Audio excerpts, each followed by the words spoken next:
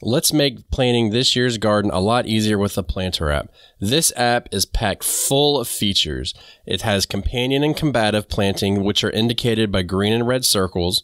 It has a simple drag and drop interface. It has 80 plus plants and thousands of varieties. All the info is needed to grow veggies, including when to start seeds, transplant, and harvest, the ability to create custom plants and varieties, a growing guide with in-depth articles to supplement the quick info in the app, not to mention that you can view it and use it both on your PC and on your mobile device, so you can always be planting your garden on the go. This app is used in my garden year-round to plan the upcoming seasons, reference the last year's seasons so I know when to rotate, and it also helps me to learn more about companion planting using the visual cues. When you create your garden, it's going to be based on the dimensions, and each block is going to be a square foot. I've had a lot of fun using this app, and the Planter app, which is spelled Planter, is available in your app store on both Google and Apple. So what are you waiting for? Get out there and plan your garden, and use the link below to get a discount on the Planter app. To have a good harvest, one must plant good seeds, and must also use the right kind of fertilizer. The carrots have grown large and firm. How good they will taste. All right, everybody, this time, seriously, we're going to talk about the spring mistakes that we make in our gardens. I'm not going to derail it. I promise you, we're going to stay on track. But I hope everybody got valuable information out of that one. Can you think of that one being last week when we went off subject, but ended up having a very, very interesting conversation? Yeah. Check that out if you haven't already. Yeah, it was a good one, and it's funny. It's rung in my head throughout the spring season. So we are definitely going to talk about spring mistakes because there are a few of those to be had, but. Just because I derailed us last time, I'm going to have Batavia go first this time and tell us her top mistake. So there is no chance of that happening. So I'm going to repeat the same question and answer that I'm certain I shared last time when we were still in the first 6 minutes of the episode and still talking about spring mistakes. And young Ben said something along the lines of, have you ever made spring mistakes in your garden? And I said, every time I garden in the spring. It's new to me, right? So a third of the time I've been gardening, I've probably gardened in the spring, so going back to my first garden in 2008, I think my first real spring garden probably was like 2019, 2020 or something. Yeah. 2020 probably. And there's a learning curve. So yeah, I got a list of mistakes here. When you want me to start. Well, what's your, I do want to say this before we get started. You will be happy to know that we are going to get a freeze tonight. So there you go. I saw a video over on Sandy Bottom Homestead on YouTube. Is my buddy's YouTube channel here, and you had on glasses, I know, for the sun, had on shades, a tank top, and shorts. Yeah. And I was just like, at some point, you really, for your viewers, to just be hot and like put on a sweater, because I'm watching it on a Saturday morning as I'm looking at the snow here in Chicago. But in that video, you mentioned a freeze coming up. I'm just like, whatever, dude. Yeah. Like, I didn't think it was coming because I had posted something a while back about like, hey, there's a weather pattern moving in and it should be in like a week or two. There's a high probability that, in my area, we're going to get a freeze, which, for a lot of other people, there could be a freeze. And I started to wonder, man, because it got warmer and warmer. And then I'm like, I got to break out the tank top. Oh, well, here we go. Got the shorts on. I even broke a sweat one day and then bam, it happened. So, it just creeps. It's like every year it's the same thing. It just kind of creeps up on you, and it's sad. Well, I think that I almost felt like in the moment, like we need to clarify when you say freeze, is it the same thing I mean when I say freeze? Because no, in all seriousness, it's one of my favorite terms of yours, the heartbreak zone. Like that's exactly the reason why. Yeah. We've gotten probably, looking at, mid-May, I think this comes out at I think this is like 2 weeks into spring when this comes out. And we have had, like, over the course of this winter, like maybe a high of 60, where it basically takes the entire day to climb to 60. You get it for a second, and then it's going back down to freezing that night. And all things, considered, the winter has been mild. It hasn't been like uber cold. We haven't seen a lot of nights and days below zero. I've only shoveled a handful of times, and I told a buddy I worked with yesterday, but I'm still not thankful. I still begrudge winter in Chicago. I still hate it all. But I think weather and mispredicting, like not taking care with what your weather is probably one of the bigger mistakes, and it cuts both ways for me. It's the being afraid that, it's not time and then planting late, and then being too eager and doing things early. Yeah. Which one do you think is the, of the two of those, which one do you think is the most prevalent? Waiting too late or starting stuff too early? Gosh, that's hard. I want to say naturally it's, too early. Yeah. Meaning also getting things out too early. But there's something to be said about some plants where you have a small window of time and missing that window. Yeah. So I'm going to go with, I told you before we started, I have a 1 year ago reminder in my phone, and I was looking at hardening things off, which I remember saying, I did like a short video or something saying, like, it's kind of early to be doing this, but I'm going to do it anyway, right? Because I had started things back in January of last year. We were in mid-March, and I was just like, I'm ready to get these things outside. Now, I don't think there was much loss last year, but it created this extra friction, as you describe it, this extra layer of support and, needs. Like, I wasn't planting it in mid-March. Yeah. I was just like, I'm tired of it being inside. Let me get this outside, right?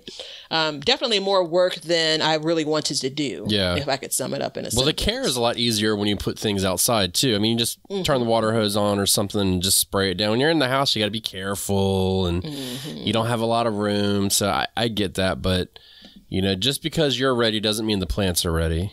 Yeah. And there's also a bit of underestimating the time it takes to acclimate, even with cold weather, cold hardy plants. The time it takes to acclimate going outside compared to, I think, summer plantings. Yeah. So go ahead. I'm sorry. That's okay. We say things like, as long as they're cold hardy, you should be fine, but they're still baby plants. Yeah. They're still, Well, and that's exactly sensitive. right. I mean, just because it's a cold hardy plant, you still have to adjust it to that outside temperature. So, for instance, tonight it's going to get to 30, supposedly 31. I would be surprised if it gets down to the upper 20s. I don't have to cover anything in my actual garden or anything that I've hardened off because they've been out plenty. They've had temperature fluctuations and stuff like that. But I don't dare put anything out today. You know what I mean? Because you're just asking for failure at that point. So, that is something to be said. Now, I will say this. There was a time when I would say that it was planting things too early for our listeners. But I know, based on messages and comments and pictures and all this stuff, that a lot of people are doing multi-seasonal gardening here, and they're even starting in the spring. So I would say it's the putting stuff out too late would be, that's my opinion, which, I mean, you can take or leave it if you want. That's okay. You're allowed to do that. But that is something that's, I have seen in the past, and I'm myself, this year, I'm actually not guilty of, I don't think. But in the past, I have done that where it's like, oh, yeah. And then by the time you get it out, I mean, hell, it's already, 60 degrees at night. You've missed the whole window. So that's a big thing. And I know that for some of the people listening, this could be a little late. But there's a lot of people now that are just now getting into the snow melting and, the dreaded mud season and stuff like that. So. Yeah. So my answer was what I thought the population would experience. Oh, okay. Okay. But so now to answer it for myself, I mean, come on, if you've ever heard my story, I'm always like reluctant It's like July 1st. I'm like, I don't know if these tomatoes are safe. Yeah. It's a little bit of an exaggeration. Not really. I mean, it is kind of true. Did I show you did I send you the picture where it's like July 4th weekend? I was like clearing the weeds that had grown all spring and the early part of summer. And then I'm like, let me put these starter plants in the ground and see what happens. That only happened, 2 or 3 or 5 times. I think there's a part of, on one hand, the good side of if it's late, generally, I think that I have a more sound plant. Now, again, what it does when it gets out there, we'd figure out. But one of the things around too early, and this also comes from, I've been sowing seeds since, like direct sowing seeds, probably since 2018 or something, 17. So it's been a number of years. So generally for the things I've sown for those years, I feel good about it. Yeah. Starting seeds indoors also goes back to 2020. So all of those years beforehand, it was, purchasing transplants, and then a few years on the latter end of that, direct sowing, but starting seeds indoors. And there's some things I feel very confident about, but I mean, this is only the 4th year. And I say it like, I don't consider myself an expert. And the example I want to give is looking at the top of a plant and thinking, oh, okay, but not recognizing that the root system may not be really developed. Yeah. So that goes back to, is a plant ready to go outside? And you think, okay, it's fine. It's a cold, hardy plant, and it has like 5 or 6 true leaves, but you end up pulling that thing out of that pot. You're like, oh, what? Yeah. oh, you're going to have a time trying to get adjusted to, the cold, harsh world, So yeah, that's, I don't necessarily, I'm going to call it a mistake.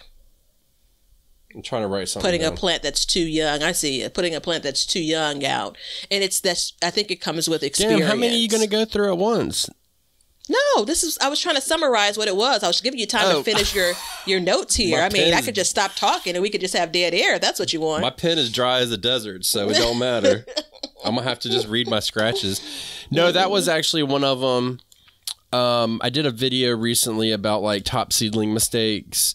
And that was one of them and I actually had a guy come by and he bought some plants from me not too long ago when we were talking.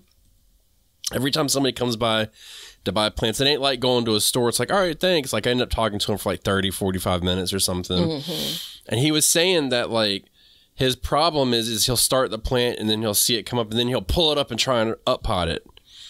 And it's like, no, don't do that. Like, leave it in. And I mean, I didn't say it to him like that, but in general, it's like, leave it in the pot. You will be surprised in a little 6-pack how big your plants get before the roots fill up the dirt inside of that 6 cell. You know what I mean? Like, it's crazy how big they can get. And then you up pot them. And that's something that, I think you got to let the plants just get really comfortable. And when you do that, you start to realize how long it takes a plant to progress in your garden as well. You know what I mean? Like there's a lot that goes into it. So when you pull it up and you're like, there's not a lot of roots. Now you don't want to pull them up when they're wrapping around and they're circling. You kind of want to find that sweet spot. But if I had to pick, I would rather have them circling than I would just a little bit of root because there's nothing to hold that plant in the ground. So that's like a big mistake some people make. And I've seen it when you go to the store and you buy a transplant, especially like, now we're getting off the season, but like squash transplants and stuff. And there will be like no root. It's just all leaves. And then you're like, well, what the hell? You know what I mean? Like this plant's clearly like 4 days old. Yeah. It's been germinated for 4 days and we're already buying it. So, I mean, I think that's a big mistake that people make. And it's just like be patient and let it sit there and grow. And then you can start to feel the bottom of that pot. And when it gets a little bit hard, then you know that, hey, and you can even pull up. And if you can pull the whole plant and everything out of it when it's a little bit dry, then you know that it's filled up. So that's like a big tip that I could give people. That's such a good one because, and I think it's going to be like, if that's 3... This is 3B. Watch, I'm going to say it. He's going to be like, nope, it's 4. It's a whole separate thing. It's, kind of treating all plants the same, like, you know, so all the That's 4. kind of of course it is. Leonard. When you gave me these notes, you should have numbered them properly. So if I go back to, I think I understand how tomato plants work. Yeah. You know, when you start them from seed, I know the growth structure. I think I got this, right? And how I treat them compared to how I may treat an herb or something that's growing from seed. I believe I am guilty of potting things up too early. Mm-hmm. And so I'm going to go ahead and just take 5, since you insisted this wasn't 3B, and say, you know, I think 5 would be doing things even though they don't need to be done. And that's like a global thing, right? You know, feeling the need, you get antsy, right? You know, it's like watching a pot of water boil. You want to do a thing. And so you feel like, all right, let me go ahead and pot all of these up. And sometimes I compare it to when I'm in the like nursery centers, more so than like the big box stores. They have all of those little bitty 6-packs, you know, and it's a full on plant and it's a little bitty 6-pack. For eons, when I used to buy collard green transplants, which I still do and I hope to do this year, when I buy collard green transplants, a lot of times they were in a 4-pack or something. Itty bitty plant, you know, like there's only so much soil in there, and they were just fine. They grew just fine when I got them into my garden. So the question becomes, what am I doing in my grow area where I feel like I need to pot them up? You know, them being whatever the vegetable is. Yeah, you know, this year I've tested out a number of sizes of seed cells, and I've been fairly impressed with it. Each plant needs its own cell size. If you ask me, in my professional opinion, I don't know if you can call it professional or not, but we're just going to go with that word.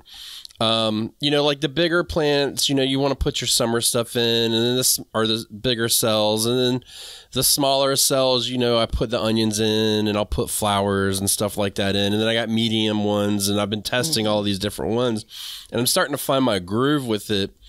And as I get into starting now my full summer plants, I'm starting to see the difference, and I'm realizing like, hey, these little cells, they're not really cutting the mustard for me right now. You know what I mean? Like I can put some things in them and not, but that all comes in due time.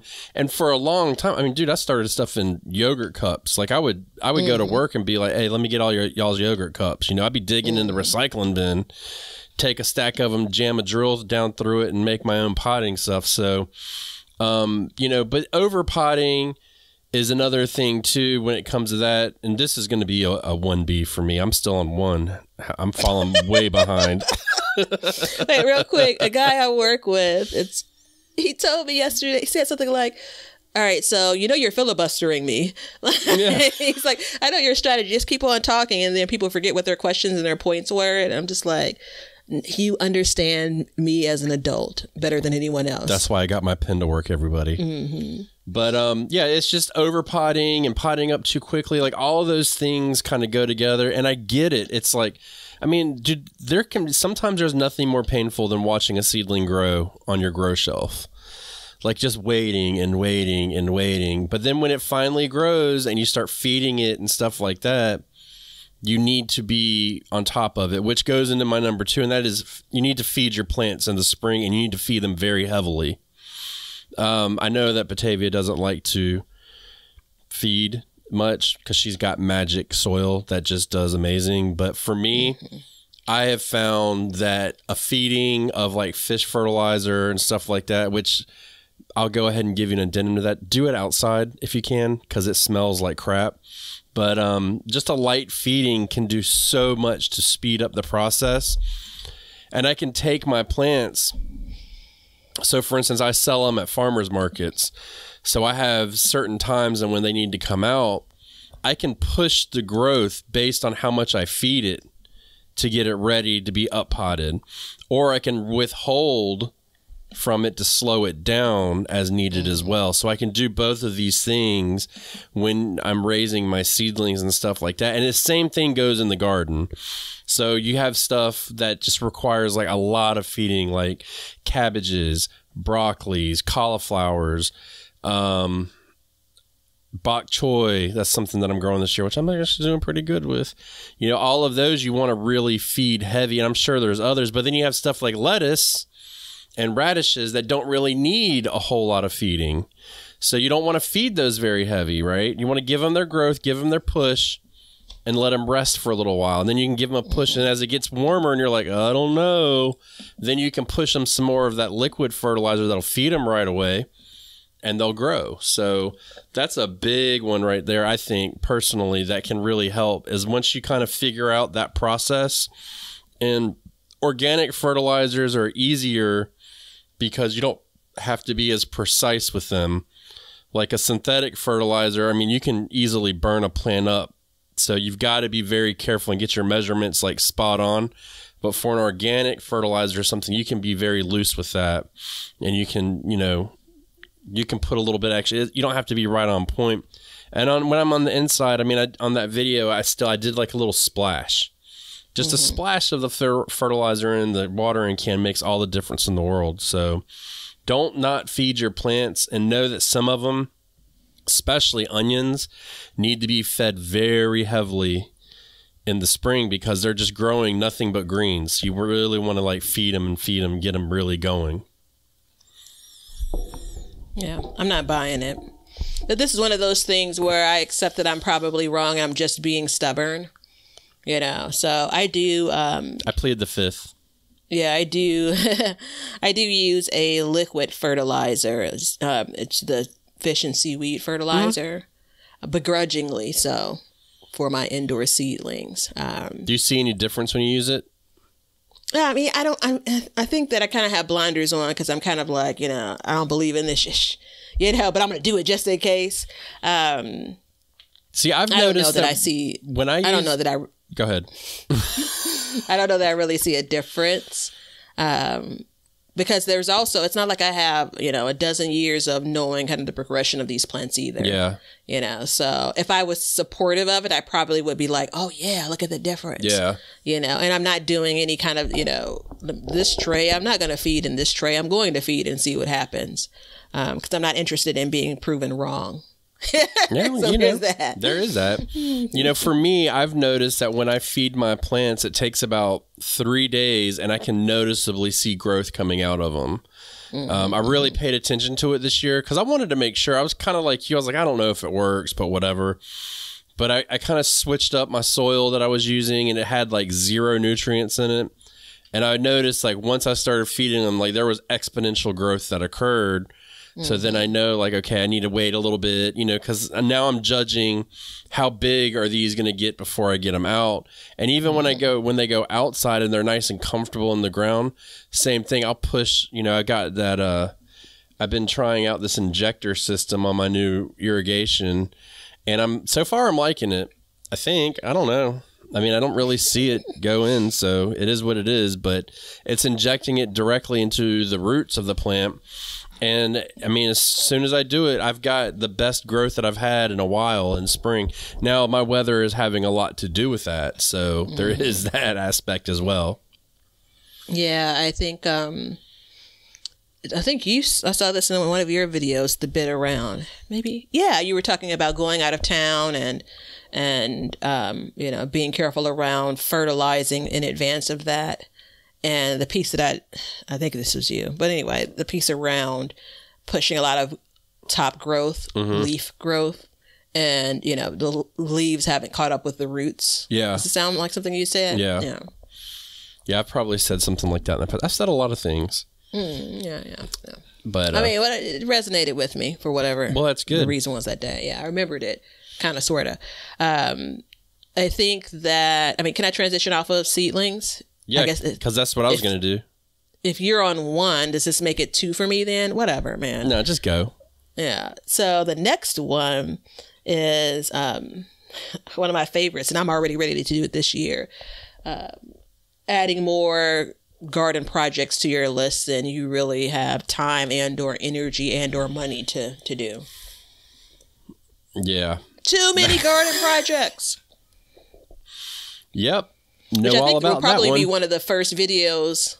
It'll be one of the first videos y'all see on my YouTube channel, Be Better Garden, on talk about my garden projects, which I already know there's probably too many. How many do you have? Give us a number. Probably like 5. Ugh. Or 7. That makes me tired thinking about it. Yeah. It's ridiculous.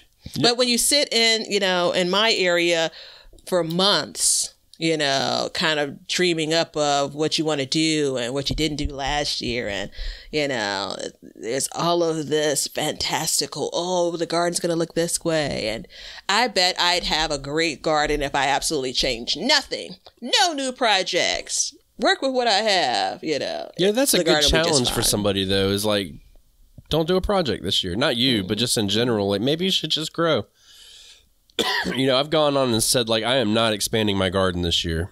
I'm not doing it. I'm going to just grow, get to know it, have fun with it, whatever. It is what it is. I want to expand, but then at the same time, like, I need to really hammer in what I'm doing. So it's got to take it down a notch. I think I want to be at a place where it's like, got it. Right? Just step out there and start growing. There are no adjustments to be made. I think I want that.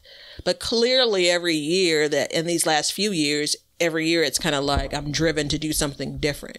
So I don't know if that's really if my true intention is to not have something new. I think there's some excitement and satisfaction out of a tweak here and a tweak there. Yeah. Even though, again, sometimes I begrudge it depending on the day that you catch me. Yeah. I agree with that. I think that's a dynamite one. I'm going to give you my next one. And let's not trip. We're talking about spring plants, not summer plants. So plant your spring plants on time. Don't get all excited and throw your tomatoes out on the first warm day and be like, here it is. We got this. It's really important in spring. Like a lot of people, myself included, like in the season of spring, I can, in fact, plant out my summer garden, but in early spring, we need to be focusing on our spring vegetables. So that means, all of your brassicas and stuff like that. Leave out the squashes, leave out the peppers, leave out the tomatoes, all of the stars that you've dreamed about, and plant the not so sexy plants that are going to make it through the spring and actually give you a harvest with less stress. It's like I stated earlier, we're going to be having a freeze tonight, and I am not worried at all about anything in my garden. I don't have to, I am not concerned about anything getting frozen or covering or anything. And there's something to be said about that. So make sure that you're planting the correct plant for the time of year you're in and be very realistic about it. I know somebody down the road that's got tomatoes in the garden right now. And guess what? Tomorrow morning, they will not have tomatoes. They just won't. It doesn't matter. Even if you cover your tomatoes, your young tomato that you put out, and it does make it, you're still going to have die-off on those leaves. So the guarantee that I'm going to say is if you wait to put them in at the appropriate time, you're actually going to outgrow those people that got them in earlier that had that die-off and stuff like that on the plants, because now the plant has to put in energy to recover and grow again, where I don't have that problem. And if you wait, you won't have that problem. So make sure you're planting the right vegetable for the right season. And it can get very confusing this time of year. Fall is kind of a no-brainer. You know what I mean? Like, it's kind of clear, but this time of year it can be really hard because I know... Go ahead. What do you think? No, I feel like there's a little bit, I agree with you, but I feel like there is a little bit of broken recordness to it. I feel like there's a little bit of like even preachiness. Yeah. And I wonder, but I would give the same message if I was talking to someone. I wonder if like, is this, you got to burn your hand on the stove? Like to really, to really get it, you kind of have to experience a loss. I'm not saying everyone receives this information in the same way, but it's such a tough thing because there is no global date. Go plant tomatoes now, go plant, cabbage now. It doesn't work that way. And, I think that even with the best intentions, especially these are the people we love too, because you're so anxious to get out there and get growing. Right. in some cases, you or I may be like, I need to get beyond this. I need to get this thing in the ground so I can move on to the next thing. So there's a bit of that, from a time management perspective. It's a hard message to hear because I feel like every year I'm going to experience it in my garden. Every year I'm going to be the person you're talking to for at least one or two vegetables, Which ones? I mean, I don't know. I think I'm continually tossing it back and forth when it comes to like potatoes. I think that those semi-hardy vegetables are hard. Yeah. As an aside, I had the worst time starting celery. I've had success these last couple of years starting celery, but I have to restart celery, and I'm just like, ugh. Yeah. But anyway, I think those semi-hardy vegetables, I think things like your bok choy, which I saw is kicking butt. I think those vegetables are hard for me because they're not definitely sitting in like the early part of spring. And I know they're not sitting in summer, Yeah, they got to be in that sweet spot. Yeah. I think those are hard for me because in my mind, are like, I got enough seeds to sow these even, like consistently. And so at some point I'll get the harvest that I want if I sow them for 6 weeks straight every week, but I don't have the discipline to do that for many vegetables, right? So that one's hard. Broccoli continues to be hard for me as well. I went out and I sowed probably a month ahead of when not sowed, let me rephrase it. I planted a month ahead of from when I would normally have done it. Mm-hmm. And my results have been very positive so far. Now, we have not had a bunch of freezing weather, but we've had a lot of cool nights. And even those nights that get like 80 degrees or those days, it'll still get in the 40s at night. So we've had plenty of cool weather for that. And we actually have our broccoli is actually starting to head now, which we're about, I'd say roughly 3 weeks before our last frost date, depending on where you look. So, if that's the case, we could very well end up getting a fairly decent harvest this year. And I've been pushing fertilizer hard, but that just kind of goes back to it. Like, I did a video about and I was talking about how I had to fight the urge myself to plant the peppers and the tomatoes and stuff. Because, dude, I'm sitting outside in a damn tank top, and I was hot. But I knew going forward that, that would be a really bad idea. And I even have in my greenhouse, I still have that option to an extent to put that stuff in. And I had to make sure that I wasn't, you know what I mean? Like, I had to be very careful not to do that. I think the likelihood of me planting too early for summer plants is probably slim because I'm generally pretty slow to pull the trigger on those just because I feel like I got one shot at this, which may not be exactly the truth. So I'm planting summer plants later. For spring, I am, if I'm quite frank, there are two things that keep me from planting on time. That is weather, because I don't want to be outside because it's cold. Yeah. And spring projects. Yeah. So I generally think I have no desire to plant a tomato plant on April the 1st or April the 15th. You don't? Or April the 17th on my last frost date, average frost date. Yeah. I have no desire to plant a tomato plant then. Because I am planting spring things, right? I think if I wasn't planting spring things, cold hardy vegetables, I probably would have the itch. So, I don't know. This is the reminder episode. You all know this. We're reminding you of it. All right. So I think this is like a classic standby. Okay. Harvest early and often, man. Stop leaving that spring, especially spring stuff. Stop leaving that spring stuff in the ground, man. Get it out of your garden. You got another season to prepare for. Yeah, as you get later into the season, you're exactly right.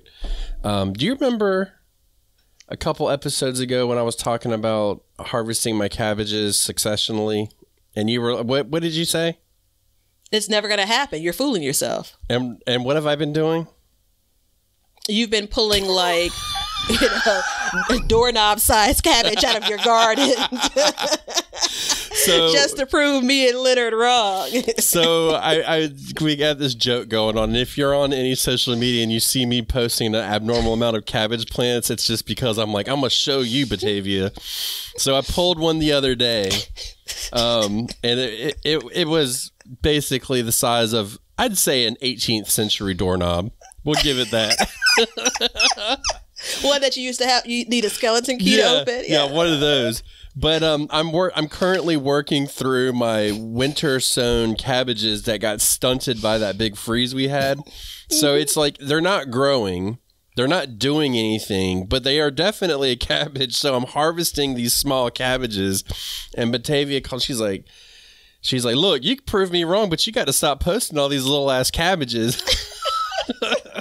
It's like, when did miniature cabbage become a thing? So I don't remember the episode, but I remember distinctly calling BS on it, right? Succession. It wasn't even, were you succession sowing? Yeah, you were planting in succession, which in turn your goal was to harvest. And I'm just like, what you said earlier in this episode, they're going to catch up, and he's like, I think I could do it. And so now, you didn't even say anything, but I saw there are two like pitiful cabbage pictures out there, or videos or something on your channel or on your Instagram. And I'm looking at it like, talk about somebody holding a grudge about saying something. I can't believe he's going public with this to try to prove me wrong, because nobody else knows that's what you're doing. And I'm sitting here like, I'm not impressed. Look, you got to have fun with it, and I'm looking, I've got 4 out there right now, and I'm looking at them and I'm like, man, so I've been growing the Copenhagen market cabbage, which is a noticeably smaller head of cabbage anyways, but these are even smaller than they're supposed to be, but they're just not growing. So I'm like, I get excited. I look at them like, here comes another picture. I can feel it. But you're right, they are small, but hopefully when we get to these bigger ones, they will be all right. But yeah, I'm on like 2 or 3 now. So, but they're small enough to where we can't make any kind of like ferment them or anything. We just have to eat them. But, that's the whole thing, is if it's not growing, get it out of there. Pull it out. If it's starting to bolt, get rid of it. What good is, unless you want to collect the seeds, which I'm going to forewarn you about collecting seeds. That plant is going to get way bigger and stay in your garden so much longer. Before you go there, though, that's such a good one. And it's not on my list, but I immediately have a picture of are you serious? Like 3 feet tall, 3 feet wide. So the small cabbage. So, I mean, I guess maybe a part of this is going to encourage people to harvest cabbage the size of Ben's cabbage. 18th century doorknobs. That's your goal. Yeah, I think that's what I was suggesting. But no, in all seriousness, depending on the volume you're planting, you're going to hit, a sweet spot in that you're going to start getting a lot of things out of your garden, right? And so don't get stuck with a whole bunch of vegetables that you don't know what to do with, and you could have been enjoying them earlier, So I think that's the bit. We're going to go with it. Yeah. So I've got another cabbage that looks like it wants to split. I don't know what it's doing, but we're going to get it out soon. So everybody stay tuned for another Batavia Proved You Wrong photo. You know what, though? What I'm going to need the picture that's not sitting next to the dirt. I'm going to need to see that cabbage is being consumed before it's consumed, clearly. I'm going to need some proof that this just isn't going to the chickens, because that doesn't count. Well, I don't give them to the chickens. I can tell you that. No, I'm not one of those guys. So what do you want me to do? Cook it and post a picture? You got to figure it out. I'm just telling you that I actually am now not even giving credit for those 2 that you showed me, that you posted. That's sad. I'm grading on a curve here. We had that little doorknob cabbage the other day. I told Kelly, I was like, I don't even know what. Well, first of all, I was like, I got you a cabbage today. And she was like, oh, it's so cute. I'm like, typical female response. And I was like, okay, it is cute. She's like, how do we eat it? It's not even big enough. And I was like, just boil it. She didn't know if she liked boiled cabbage, and I gave it to my son, and he was like, this is really good. And I was like, just wait. You know what, though? And he's that's like, what do you mean? In all like, seriousness, that's a great one. He came back from school next day. He's like, Daddy, that cabbage made me fart. Sorry, we had a. What were you saying? We overlapped there. There was a delay, so we overlapped there. And the Matrix, the Garden Matrix. So I was gonna say that's actually a really good one for something like if you want to use it for shredded. If you want to do shredded cabbage for like tacos or something, you know, it's such a small head. You know what I'm saying? That's what we did with the other one. Is we made cilantro tacos. There it is. Look at there, cilantro, cabbage, slaw, chipotle tacos or something. It was good. He told me I'll be ready to record in 30 minutes, and I was like, I'll just wait to eat lunch. You know better than that. I'm working on something, though. I need to be hungry a little bit longer. I had some oatmeal this morning, and I said, like, I've had what I think is a pretty good oatmeal. Like, I mean, there ain't no great oatmeal out there. Stop lying to yourselves. And I was like, I'm lying to myself this morning. Like, this is like blah. Yeah. You know, it was oatmeal with a little bit of honey and some bananas and strawberries. And so now it's both the physical and the mental. Now it's kind of like I had this kind of, you know, ordinary breakfast. And so I have all these dreams of a great lunch. So I'm here stuck. And I was thinking about tacos for lunch, although I don't have any doorknob size cabbage to add to it. I can hook you up. I can hook you up. Yeah. One of the ones that I struggle to plant later is okra. So, you know, because it's got to be pretty warm soil for that. So I really do struggle with getting that in at the right time. And that and sweet potatoes. Those are the other ones that I struggle with. Meaning you plant them later than you plant. Wait, what's the struggle? Waiting to plant them, like actually like waiting it out. You know, because once my first frost date comes in my area, we can be easily in the high 80s and then, you know, 50s at night. So it can just like go, like winter can just like disappear completely. But for some of these things like that, you do want to wait for the soil to warm up more. And I do struggle with getting things in the ground, which is why I'm planning on planting okra in my greenhouse this year. We'll see how that goes. I'm going to cross my fingers on that one. I don't know how it's going to work. So, any mistakes that you have left? I think it's like maybe 20% spring, you know, 80% fall. Like direct sowing instead of starting inside.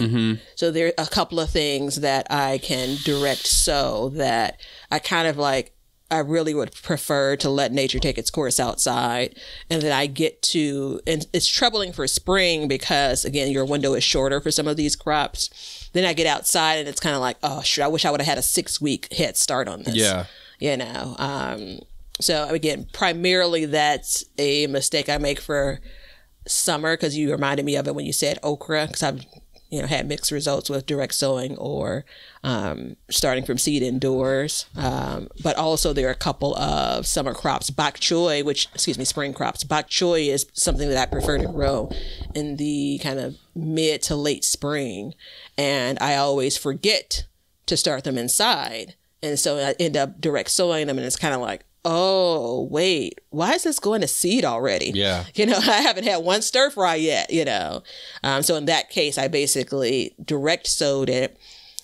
All in all, it's later than my temperatures really want. By the time it starts to really get some growth, it's bolting because the warm weather is here to stay. Whereas if I would have started it indoors, as an example, I would have had that head start and I could have gotten some harvests.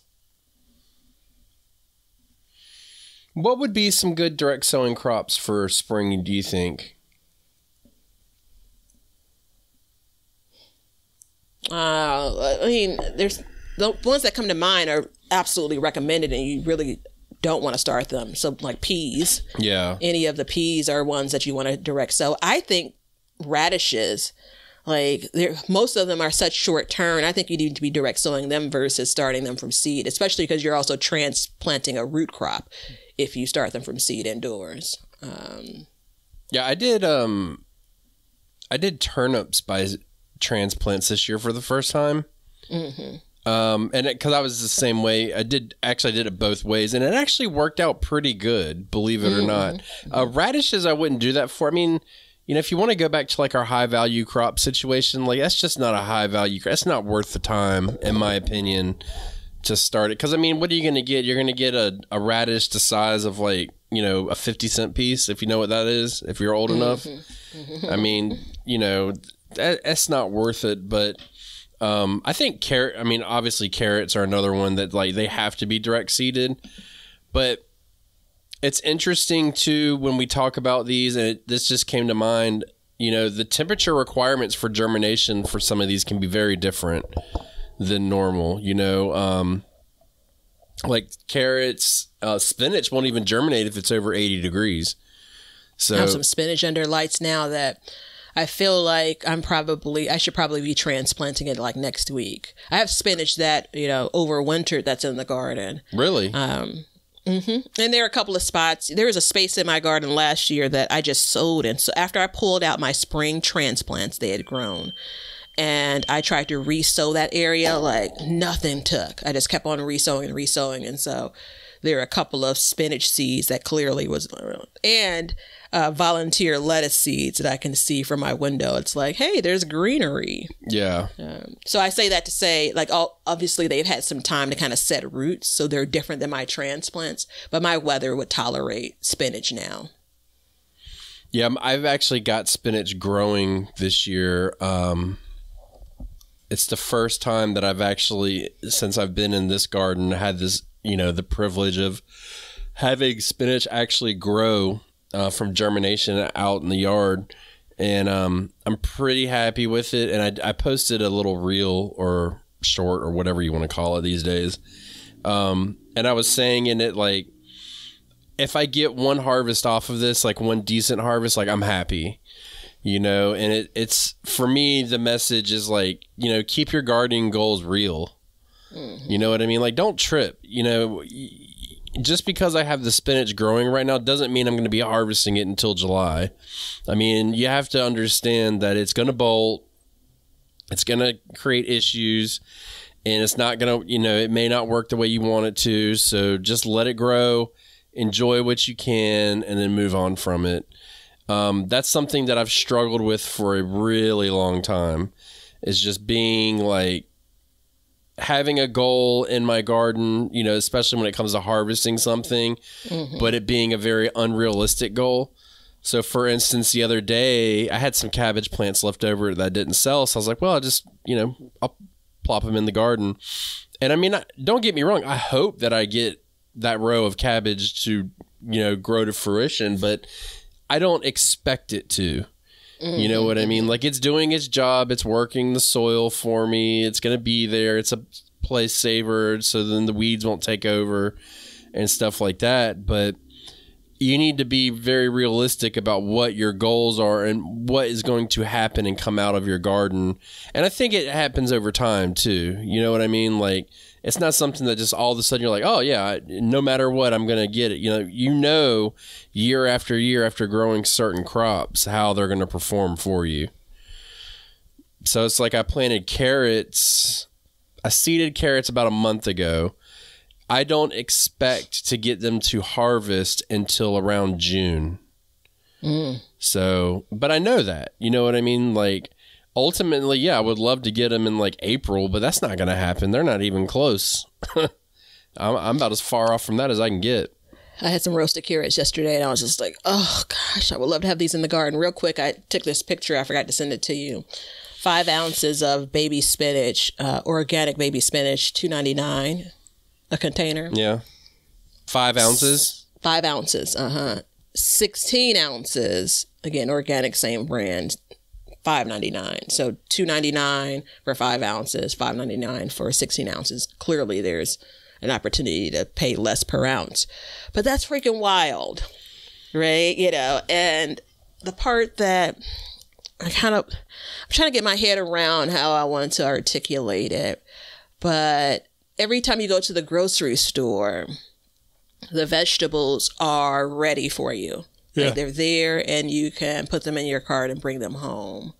You know, so if I don't have any vegetables in my refrigerator right now, then I don't have any. When I go to the store, everything that I purchase is ready to use. And it's much easier to plan meals around that and such. And this is a throwback to last week's episode. When you're getting certain things out of your garden, really, really creates that struggle back to the previous point of, should I just go ahead and harvest it now? You know, like I feel like I'm always waiting until like I want to wait until the thing is fully mature. Right. You know, and it's got to be perfect. Yeah. Yeah. And I want it to be fully mature. I want to have a bunch of a thing, right? Not all of the things, but a bunch of a thing, like make it worth my while. And I can't figure out how to not do that, but I don't think that that's the way for me. Right. Does that make sense? It does make sense. It does make sense because we are trained to the way things are supposed to look, and we want that to be the exact same. And it's like last night, my wife came to me and she goes, we need lettuce for salads. I said, okay. And I went out to the greenhouse and I was looking and I was like, all right, we got some lettuce. And it's all starting to bolt in the greenhouse. And I pulled it and I was like, I was looking at it and I was like, man, this stuff just ain't pretty. You know what I mean? Because it was starting to stretch out and bolt and stuff like that. The taste hadn't really changed much. But I looked at it and I was like, well, I'm not going to get it. I was like, you know what? No, I'm going to eat it. Like, we're going to eat this. Just because it ain't pretty, like, once you chop it up and you put it in the salad, you can't tell what the plant looked like. And it's the same thing with lettuce and stuff like that. Like, yes, we can all eat baby greens. I know it's a big thing. But overall, like, so what if you don't get a full head of lettuce? Like, get a half a head of lettuce, whatever. It almost feels wasteful to not let the thing get to where it's trying to get to. Yeah. Right. And I think it's a screwy mindset. But it's very hard for me to let that thing go. Like, you're growing a head of lettuce from a seed that's probably, I mean, what is it, like an nth of a penny? Like, all right, throw some water in there. Like, did you spend like, I don't know, 10 cents for this head of lettuce? I don't have the math there, but you guys get the point that I'm trying to make here. And so now I feel like if I don't let this lettuce get to a full head, somehow I'm wasting the 10 cents that I would have spent on this if it got to, like, it seems silly when I start to talk it out, but it doesn't stop me from looking at it and saying, well, no, I'll wait. That goes back to the listener question we had about not harvesting. One of my favorite questions that makes me uncomfortable, but it's a favorite because I'm not alone. You're definitely not alone. There's a lot of people like that, and I think that's okay. And I think that when it comes down to it, it's all about, I mean, again, it's curbing your expectations of what you can produce out of your garden. I mean, can you produce a perfect head of lettuce? Of course you can. But is your perfect head of lettuce going to be ready when you're ready to eat it? Maybe not. So would you rather get in your car and drive to the store to go get a perfect head of lettuce, or would you rather have a semi-perfect head of lettuce? It's just kind of like, it's this weird mentality that we have. And I mean, I'm right there with you. I get it completely. I mean, as I'm looking at the other lettuce outside, I'm like, damn, I'd like to have some romaine lettuce. I don't personally like butter leaf lettuce or leaf lettuce or whatever. I can't remember what I have, but it's like the soft leaves. What is that called? Kind of floppy. Yeah, I don't like that lettuce, but that's what I've been having to eat. So, yeah, the part around, I will probably struggle with this for years to come. And maybe if I was gardening more of the year, maybe it would be different, maybe not. It's like I used to go to the grocery store and then stop off, on the way home for fast food because I just don't have the patience. I'm so hungry. Yeah. I don't have the patience to put up food and actually cook a meal. It's so silly, but I used to do it all the time. And I may still do it.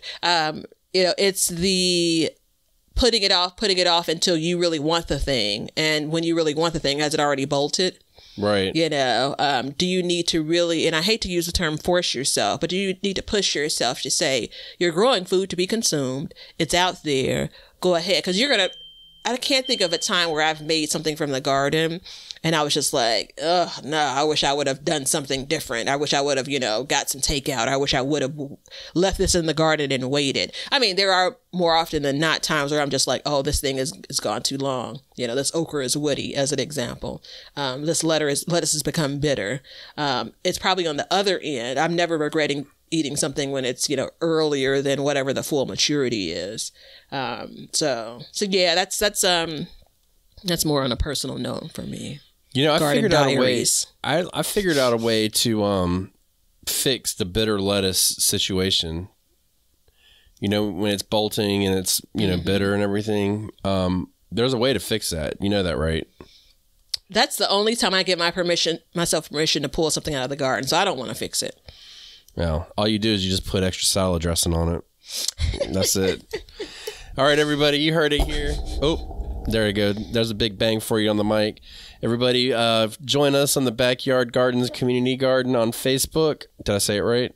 Look at there. I'm getting there. Yeah. We just hit 200 people, so come join the club.